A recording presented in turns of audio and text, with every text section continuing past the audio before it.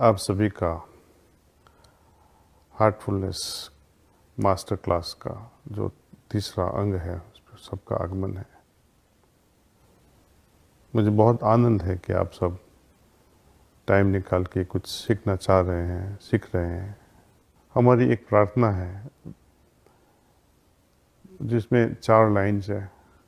हम जो प्रार्थना आपको सिखाने जा रहे हैं उसमें कुछ रहस्य छुपा नहीं है, न ये कुछ सीक्रेट है। आप सब कर सकते हैं, सबको सिखा भी सकते हैं।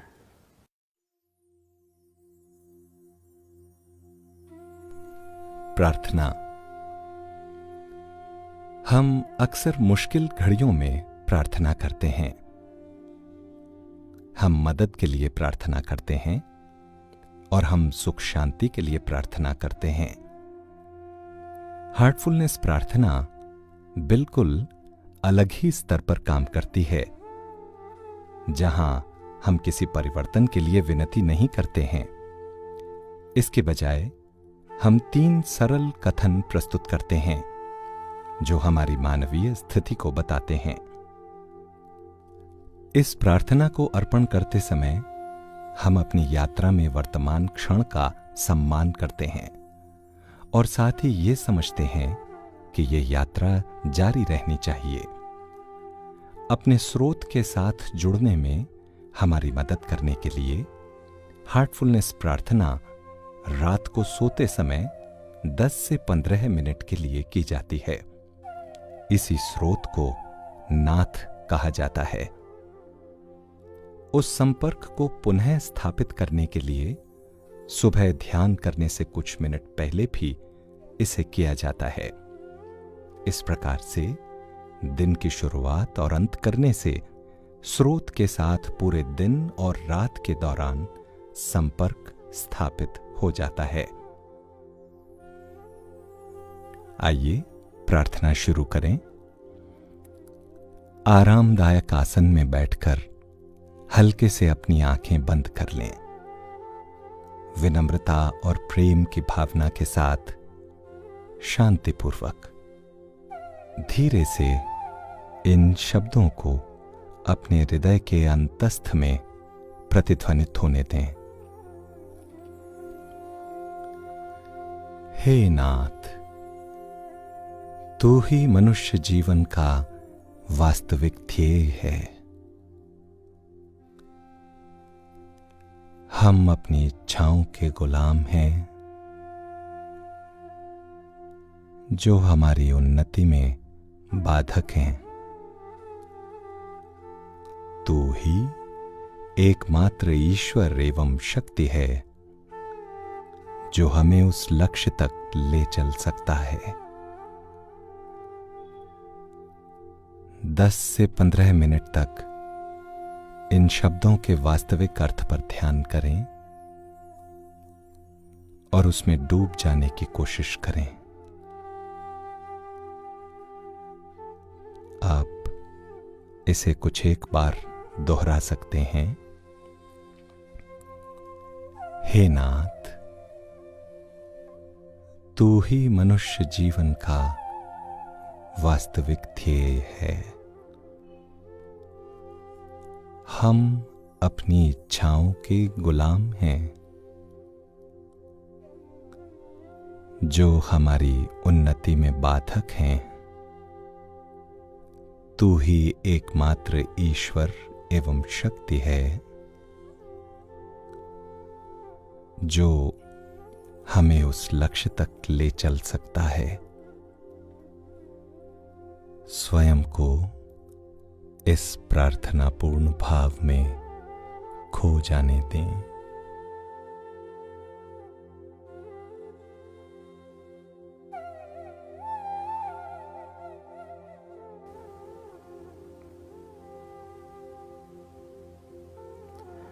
तो ये प्रार्थना ध्यान के पहले एक बार करना अच्छा रहेगा,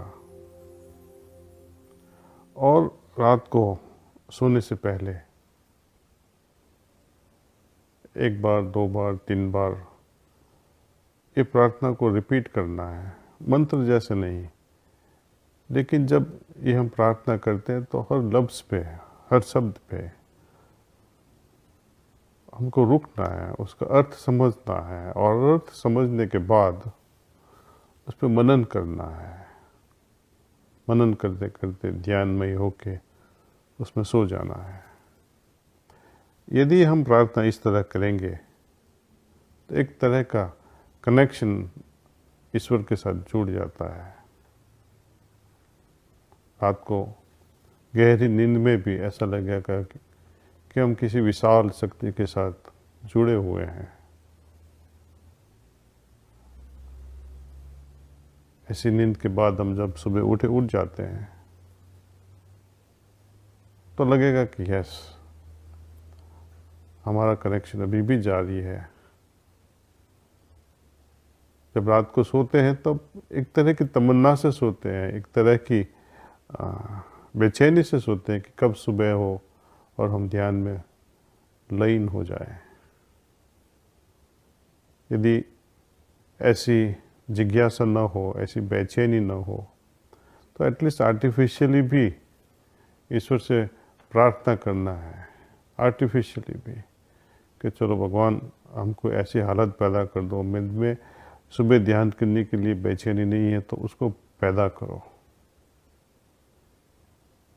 असल नहीं है तो फेक उसको पैदा करो। असली आंसू नहीं है, नकली आंसुओं को बहना हम शुरू करते हैं तो एक दिन वो असली होना ही है। तो प्रार्थना ऐसे करें कि उनकी ग्रेस, मालिक की ग्रेस हमारे हृदय में प्रवेश करे, उसके साथ हम जुड़ जाए। चाहे यह हमारा सोने का टाइम हो या ध्यान का टाइम हो या कुछ अच्छा काम करने की शुरुआत हो। तो इस तरह हम प्रार्थना करते हैं। इसमें हम कुछ मांगते नहीं हैं। आपने देखा होगा, हमने इस प्रार्थना से कुछ मांगा नहीं है कि ईश्वर तू मुझे ये दे या वो दे। हम इतना ही कहते हैं कि हमारी इच्छाएं हमारी उन्नति में बाधक है, और उसका सॉल्यूशन भी कहते हैं कि हे मालिक, बिना तेरी सहायता तेरी प्राप्ति असंभव है।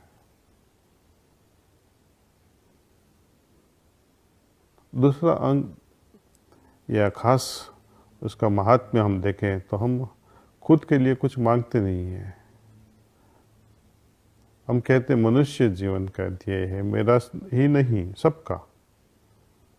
ईश्वर सभी का ध्येय है। हमारी इच्छाएं जो है, जब हम कहते हैं हमारी इच्छाएं हमारी उन्नति में बाधक है, तो वो हम ऐसा नहीं कहते कि मेरी इच्छा है, मेरी उन्नति, हमारी उन्नति के बारे में हम बात कर रहे हैं। हम सब की उन्नति के बारे में बात कर रहे हैं। तो ये हार्टफुलनेस द्वारा ये जो प्रेयर, यदि आपको याद न रहे तो हम आपको बाद में बताएंगे कि उसको कंप्यूटर से कैसे डाउनलोड किया जाए। यदि आप सब फिर से तैयार हो तो हम प्रेयरफुल मूड से अभी ध्यान करने की कोशिश करेंगे। जैसे हमने पहले दिन ध्यान किया था वैसे ही आप हल्की से धीरे से अपनी आंखें बंद करें।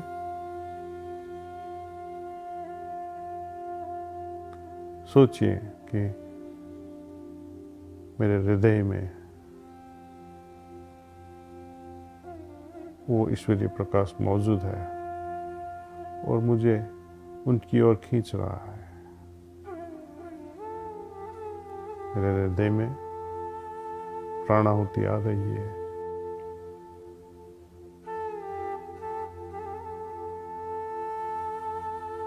यदि विचार आए तो खुद को याद कराएं कि मैं ध्यान में बैठा हूं।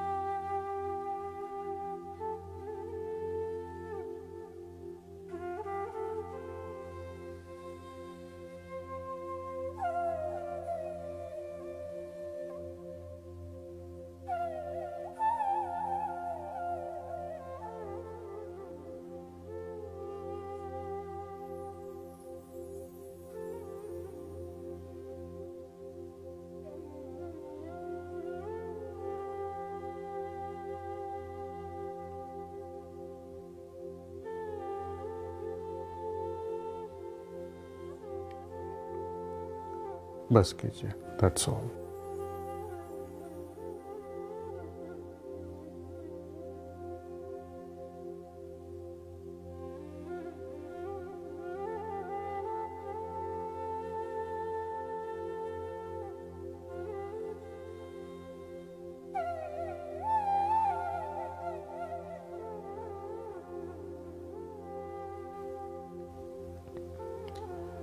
तो हर ध्यान के बाद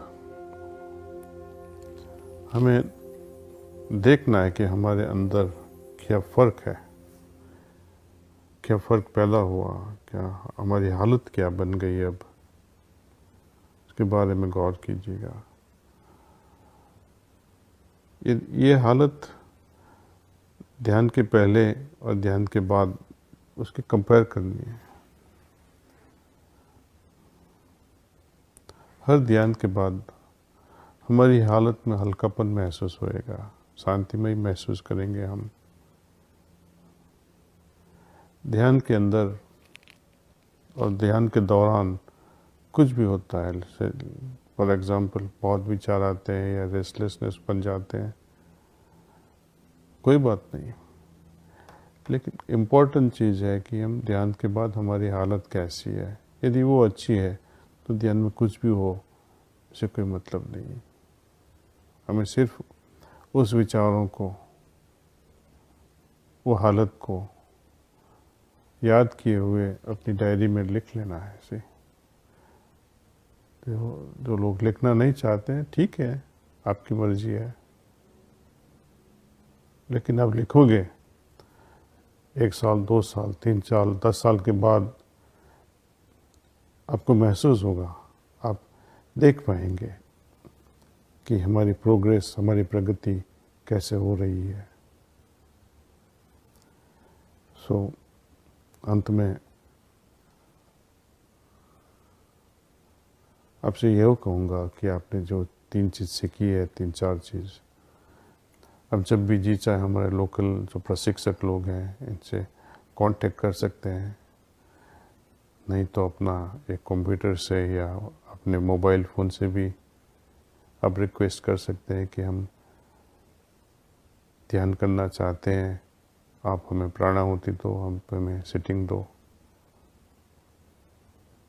यदि आपको कोई क्वेश्चंस भी हो तो वो भी आप हमें लिख सकते हैं, तो स्क्रीन पे भी बताया जाएगा। आपका बहुत बहुत धन्यवाद। फिर कभी मिलेंगे। नमस्ते।